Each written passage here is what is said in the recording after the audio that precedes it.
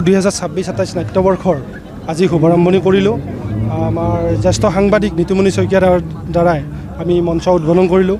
কুন্তলা পাটোৱাৰী গোস্বামীৰ দ্বাৰা তেখেতে আমাৰ মুখপত্ৰ উন্মোচন কৰিছে আৰু আমাৰ হেলচাৰে বহুত গণ্যমান্য ব্যক্তি বা এই অঞ্চলৰ গণ্যমান্য ব্যক্তি বা অসমবাসীৰ পৰা বহুত সংগীত শিল্পী তথা আমাৰ শুভাকাংক্ষীসকল আহিছে। তেখেতসকলৰ লগত আমি মঞ্চ উদ্বোধন কৰি আৰু মই এটা কথাই ক'ব বিচাৰিছোঁ, থিয়েটাৰ কলাগুৰু এটা ব্যতিক্ৰম ৰূপত আহিছে।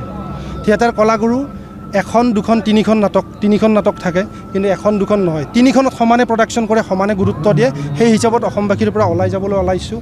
মই কোনো ত্ৰুটি কৰা নাই। এতিয়া আপোনাৰ অসমবাসী ৰাইজৰ ওচৰত এৰি দিছোঁ। মই অসমবাসীৰ ওচৰত যাব ওলাইছোঁ। তেখেতসকলে গঠনমূলক সমালোচনা দি থিয়েটাৰ কলাগুৰুক পুনৰ কেনেকুৱা ধৰণে আমি আকৌ এটা নতুন উদ্যমেৰে আগুৱাই নিব পাৰোঁ, তেখেতসকলৰ গঠনমূলক আলোচনাৰ কাৰণে সমালোচনাৰ কাৰণে মই ৰৈ আছোঁ।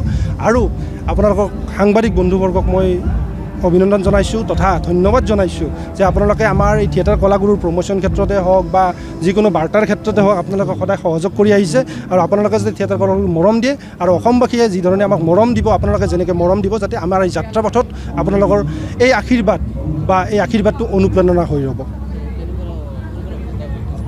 আমাৰ মুখ্য আকৰ্ষণ হিচাপে মুখ্য অভিনেতা উৎপল দাস আছে, অভিনেত্ৰী আচাৰ্যা ফুকন, শংকৰজ্যোতি ৰাজখোৱা, নিৰ্মল দত্ত, চম্পক শৰ্মা, অমৰেন্দ্ৰ অলেম্মান, মানস শইকীয়া, বন্তি চেতিয়া, নৱাগত সাগৰিকা বৰ্মন আৰু ত্ৰিদীপ ৰয়। আমি এডাল পুৰণি যোদ্ধা লৈ আমি অসমবাসীৰ ওচৰত যাব ওলাইছোঁ।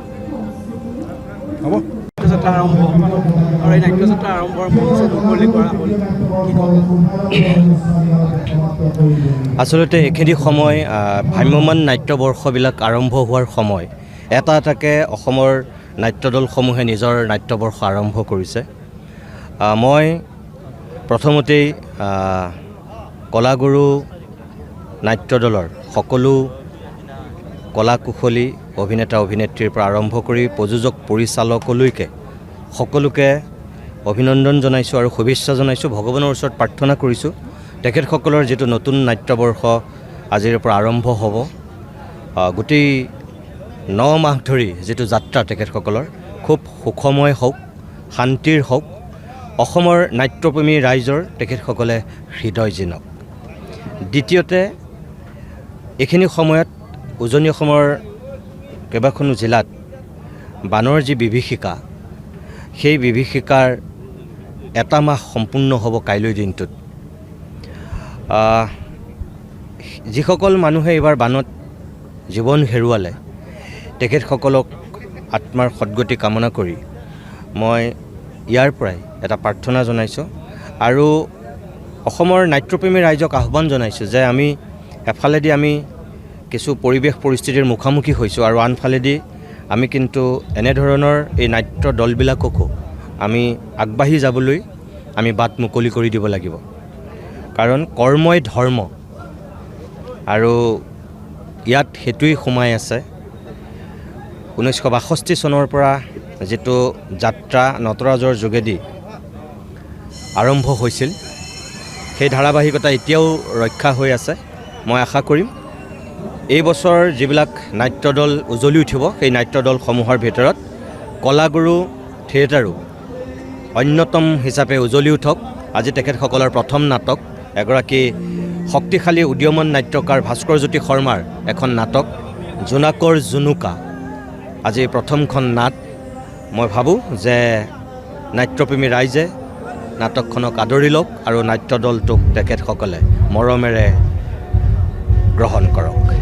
এই সময়ত এটা কথা গুৰুত্বপূৰ্ণ কথা যে সাম্প্ৰতিক সময়ত নাটকৰ যি ধাৰা, সেই ধাৰাৰ সলনি হৈছে, ৰুচিবোধৰ সলনি হৈছে আৰু যিটো লৈ কিন্তু বিতৰ্ক হৈ থাকে। নাটকৰ এফালে যদি আমি মৌলিকতা ৰক্ষা হ'ব লাগিব, আনফালে বাণিজ্যিক দিশটোৰ কথাও থাকে। গতিকে এই সম্পৰ্কত আপোনাৰ কি আহ্বান? সাহিত্য হৈছে সমাজৰ দাপোন আৰু সাহিত্যৰ অন্যতম এটা শক্তিশালী উপাদান হৈছে নাটক।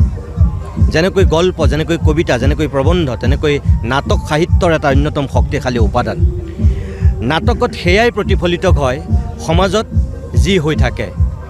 নাট্যকাৰ কেতিয়াও চন্দ্ৰ বা মংগল গ্ৰহৰ পৰা পৰা জীৱ নহয়।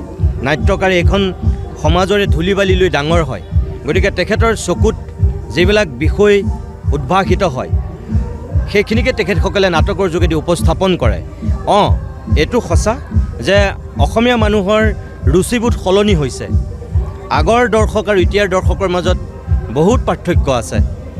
গতিকে দৰ্শকে যি বিচাৰে, এতিয়া নাট্যকাৰে সেই দিশটোক গুৰুত্ব দি নাটক ৰচিবলৈ চেষ্টা কৰে আৰু তেনেকৈ কিছুমান তাত মনোৰঞ্জন দিয়াৰ চেষ্টা কৰে।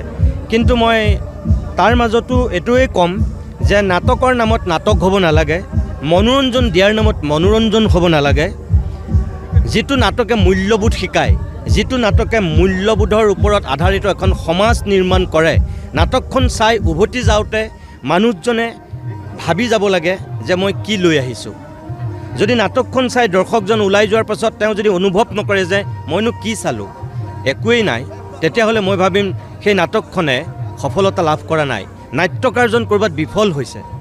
যিখন নাটক চাই মানুহ উভতি যাওঁতে মনটো গধুৰ কৰি লৈ যায়, কিবা এটা চিন্তাৰ খোৰাক, পিছদিনাখন কাম কৰি থাকোঁতে তেওঁ মন আৰু মগজুত গুণগুণনি উঠি থাকে, সেইখন নাটক, সেইজন নাট্যকাৰ সফল হয়।